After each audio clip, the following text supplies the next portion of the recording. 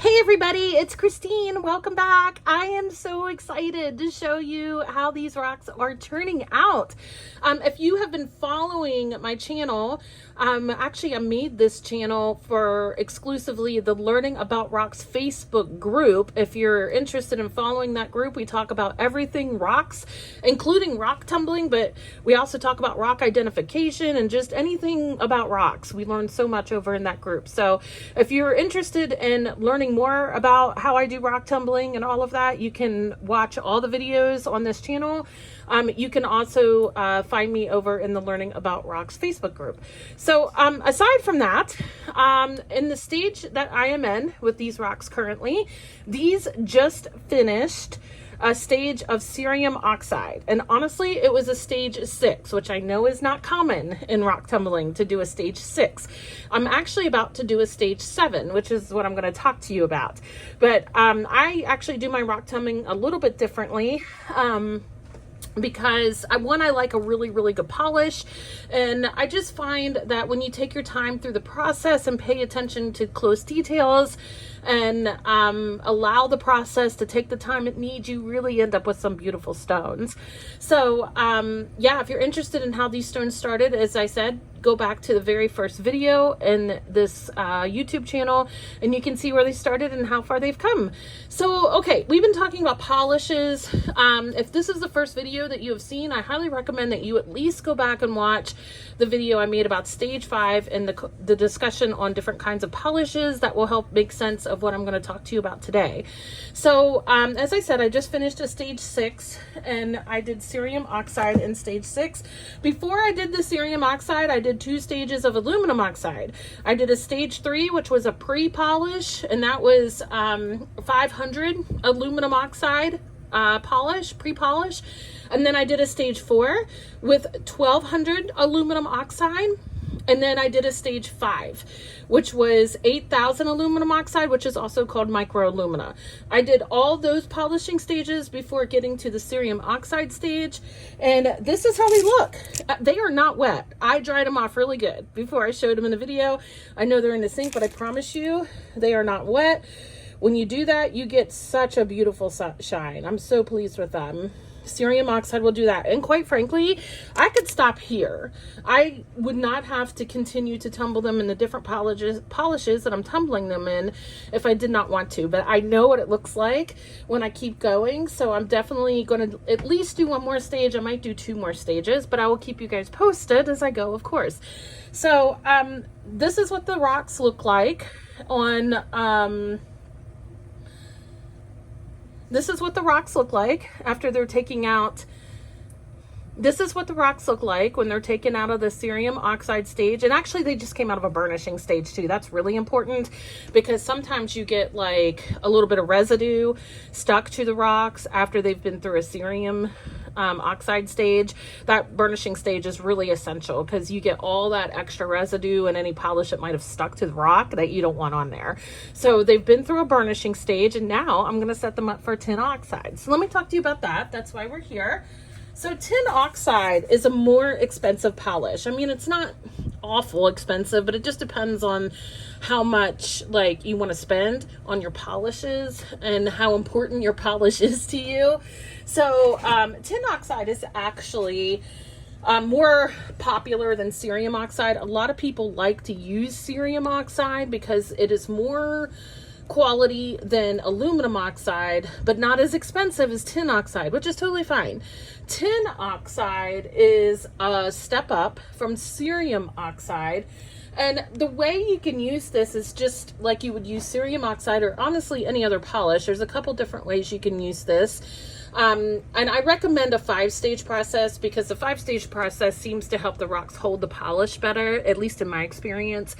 But if you do a 5-stage process, you can go from stage 4 using 1200 aluminum oxide to stage 5 and make your stage 5 tin oxide. And then after that stage 5, do your burnishing stage to make sure all the residue from the polish is cleaned off the rocks.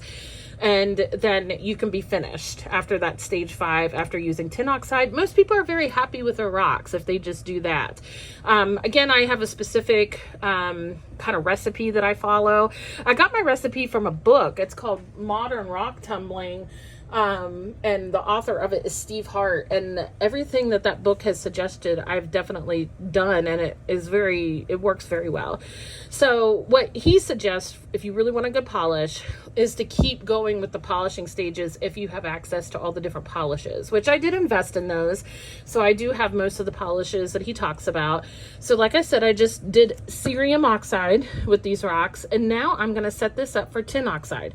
The other way you can do this is the way I'm doing it. So just like you would set up your rocks for different stages of grit, you know how you start with coarse grit and move down to a finer grit. The purpose of that is the coarse grit helps like sand down the rocks and shape the rocks the way you want them. The finer grit will help perfect all the work that the coarse grit does, and you just kind of keep doing that until the rocks are where you want them to be. Polish is the same way. You kind of start out with a more thicker polish and work down to a more finer polish, and it works the same way on the rocks, which makes it a lot more shiny. So that is the process I'm taking. So like I said, this is going to end up being a stage 7 for these particular rocks. These rocks have been tumbling for about 3.5 months with the process that I use. So it is a process that requires a lot of patience, and you can't speed up the process. If you want them beautiful, you just got to roll with it. So with this stage 7 that I'm doing, so just so you know, I did my stage 3 pre-polish, which was 500 aluminum oxide. I did stage 4 1200 aluminum oxide polish. I did stage 5 8000 aluminum oxide polish, which is also known as micro alumina. And a lot of people stop there, by the way. You can do an 8,000 micro alumina, 8,000 aluminum oxide polish, and it's probably beautiful at the end of that. And if you're happy with it after a burnishing stage with that, then that is totally cool. Like, whatever makes you happy is what's important. But I did keep going after that burnishing stage. I ran these through 2 weeks of cerium oxide, ran another burnishing stage, and here's how they look.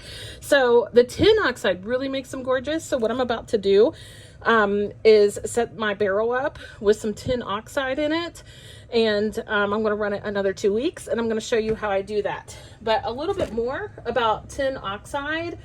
It polishes agate, quartz, glass, obsidian, rubies, sapphires, and opals really well. And there's a note in this book that's saying, like, if you're tumbling opals, that tin oxide is the polish of choice specifically for opals. And I also believe, is it? No, it's not. I was thinking it was a polish of choice for lapis lazuli, but that's chrome oxide. So yeah. Yes. So tin oxide is definitely a big popular favorite in the rock tumbling community. You just have to know it does cost a little bit more, but the quality, you will not be disappointed in the quality of what tin oxide does for you. So let's get this set up.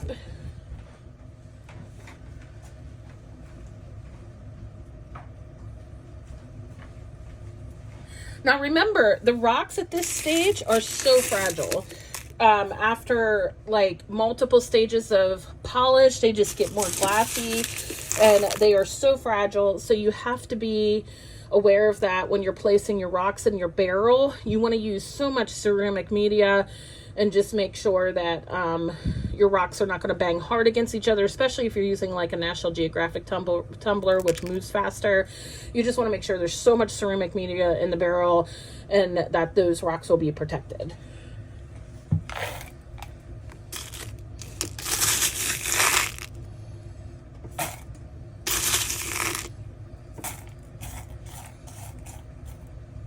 Also, I want to point out, sometimes it doesn't matter what you do. Sometimes you get these stones that just don't polish. So like this one, it's a blue quartz, which is the same as this. And for some reason, it just hasn't taken to any of the aluminum oxide polishes. It also didn't take to the cerium oxide polish. I bet it will take to the tin oxide polish. It's really strange. I mean, it took a little polish there, but sometimes it's just strange. And these little jaspers also did not take to the polish as well. I don't know if you can tell, they're a little more dull than like my quartz in here. So I'm wondering if the tin oxide is going to help polish those a little bit better. So I guess we will find out after they go through the stage, the tin oxide stage with the rest of these.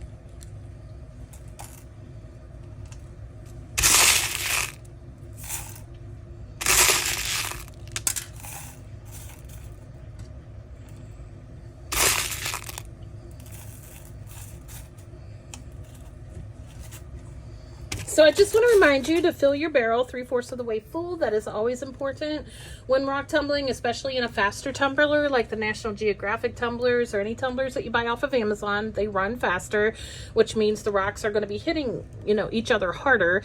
So you want to make sure that it's filled 3/4 of the way full to keep them from hitting each other as hard. And as you can see, I have so much ceramic media in here that you can barely see the rocks. Okay, so make sure that you do that, you know, especially when you're doing all these polishing stages, because as you can see, they're shiny, which means they're a little more glassy and they're a lot more fragile. So use that cerium oxide to protect them, so use that ceramic media to protect them.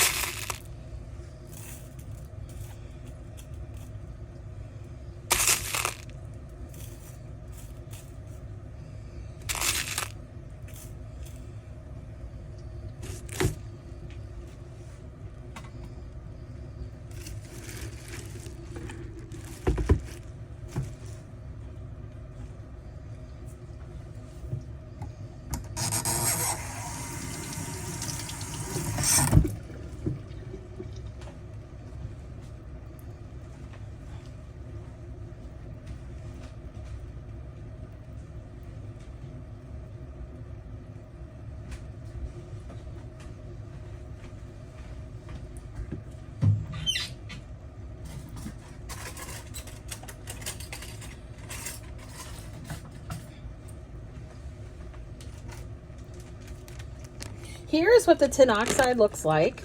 It's an extremely fine powder. Now, I don't have any more measuring spoons to use just for my tin oxide. I never use the same measuring spoon from one polish to another. I just don't want to contaminate it that way. So if I don't have a measuring spoon dedicated to a certain polish I just use a regular plastic spoon and just kind of judge what a tablespoon looks like. With a 1 pound barrel, a tablespoon is probably sufficient. I might do just a little bit more than a tablespoon just to be sure. With the other polishes, it's been 3 tablespoons for the 1 pound barrel. But the cerium oxide, I think I might have done a little too much. I mean, it turned out fine. So the finer the polish gets, the more messy it gets in the barrel, and it might not, with a 1 pound barrel, it might not need as much. So I'm actually going to do about that much.